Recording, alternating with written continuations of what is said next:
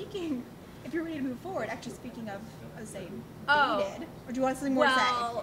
No, I've said enough about Animal Practice, but I mean, I feel like most of the comedies this season, my criticism is that they feel dated. And I mean, look, Partners is Partners is one that I have not published my review yet, but basically when I wrote it, that was my main criticism of the show. I feel like I love Max and David, and I loved Will and Grace, and I feel like this is trying to invoke the nostalgia of Will and Grace, but I feel like it's doing it too much to the point where it's basically copying the show, but with two men instead of a man and a woman at the center. And, you know, to the point where, you know, they're doing the celebrity games, like little details that if you're going to create a similar premise to what you are known for doing, you need to at least create a new world and new characters. And I don't feel like they are characters yet. I've seen the first 2 episodes, and I feel like for a lot of the group, and there's only 4 of them in the group, that they're still outlines of characters.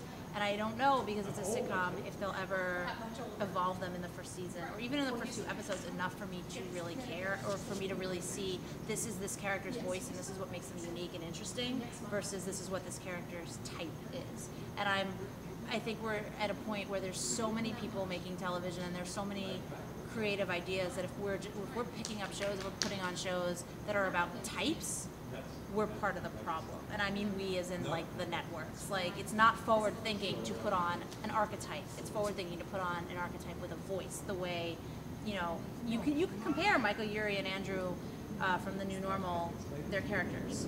But the difference to me is that Michael Urie's character right now is still very much an outline of a character. We don't know a whole lot about what makes him unique. Other than the fact that he's big and loud and very opinionated and, for lack of a better word, fussy, which sounds derogatory, and I don't mean it to be. But I really love the cast, and like I said, I really like Max and David, and I want to like it because I liked Will and Grace, but I just don't like it. I mean, I don't laugh. I don't like the fact that it's a traditional sitcom. I feel like it's just full of tropes and not anything new. See, I've got no problem with it being a traditional sitcom. My problem is that it feels so much like Will and Grace that it grates on every nerve that I have. And you know, but that's the thing, we've already seen Will and Grace. So whether we love it or we hated Will and Grace, like, we don't necessarily need to see a lesser version of it. We could just go back and watch the old Will and Grace. And that's the thing, it's like, I mean, you and I think, have different feelings about the end of Will and Grace. Whereas, like, for me, well, but that's actually, I feel like, impacting the way I'm watching the show. Because, like, I used to love Will and Grace. I really, really loved Will and Grace. And then I hated the way they chose to end it. I just so did not agree with how they ended it, that it kind of actually is one of the few finales that actually ruined the show for me. And I don't think I've actually watched a full episode since, because it bothered me so much. I just thought it was so unfaithful to the characters. So then when I was watching Partners, I was sitting there thinking, basically, I could be watching Will and Grace having this exact same conversation right now. For all I know, they might have actually literally had some of these exact same conversations, or very similar conversations. Well, similar. I won't say they're not pulling dialogue. I'm assuming it's not verbatim. Right. I can't claim to know Will and Grace that well. Right. Like I said, I've not seen it. Yeah, I can't say I've seen it in years. But I was sitting there thinking, okay, you make one of them a woman, and this is Will and Grace. You got the Karen and Jack sidekicks. You I mean, this feels. I understand writing about what you know. I understand writing about what you feel comfortable with, your life experiences, etc., etc.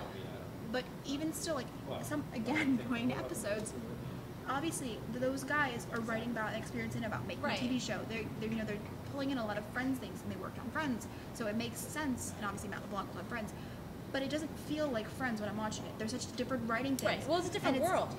That also helps. And it's like, but nothing about Partners feels like it's a different world than Will and Grace. Right. It feels like, basically, if you put these group of people next to the Will and Grace group of people, they're just not developed. They're basically just like slightly mirrored versions.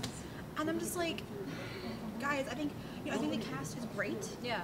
I think it's a really great cast. I despite my feelings of the Will and Grace, I think the guys are talented. I just think there's so much wasted potential here. I think so much wasted opportunities, and just big waste. I think everything about it is a waste, and it's really frustrating because it's not funny. I watched the pilot. Well, I don't think I laughed once. I mean, if you're not going to develop your characters right away, you need to at least be really funny. Right. And I think that's part of the problem is, there's a thin line still, unfortunately, with a lot of this country about if they even want to watch characters who are in gay relationships. And I don't think that's, I don't think that you should ever make a show to please everybody because you're never going to please everybody, but I do kind of feel like there's a big divide right now between the two relationships on the show, and I wonder if that might be the reason they're trying to ease people into getting used to the fact that on Will and Grace you never really saw anyone in a committed homosexual relationship. Even at the very end when Bobby Cannavale came on, he was a guest star and he was in and out, and it was at the point in the show where like they were so focused on so many different things, and Karen and Jack actually had their own storylines that you didn't center on Will and Grace the same way. So you never really saw them the same way that you're now seeing Lewis and Wyatt. But I would like to see the show, especially from these creators who are basing this on their own friendship. I'd like to see the show not point out the differences between a straight relationship and a gay relationship. Why are we going to... What's funny is that we're different, because you're ultimately, if you're saying your differences are funny, you're still pointing at them and saying they're different, and that to me is a big problem with a lot of the media and a lot of television in general. But I feel like it comes into play a lot here, and to be honest with you, I'm much more interested in the Lewis and Wyatt relationship because Joe and Allie get engaged in the pilot.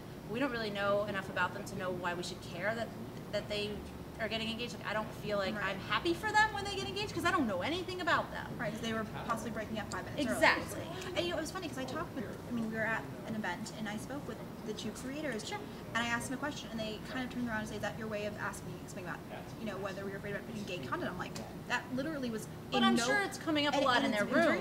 That was never even it shouldn't in the close be. bit of a subtext of the question that was never crossing my mind because it's like, but we're here in Los Angeles, and I'm sure they're thinking our audience, our CBS sitcom audience, is Middle America, where we have to get them used to this again. Because maybe they watched Will and Grace, but Will and Grace was years ago, and now they haven't seen this in a while.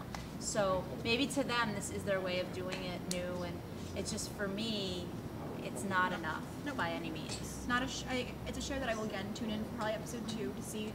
Yeah, I will say I watched 2, and it didn't really change my opinion just because it didn't really develop the characters. It did develop the Allie and Wyatt, Allie and Lewis relationship a little bit, which I kind of respected because at least now we're seeing them as a unit versus couples and couple. But,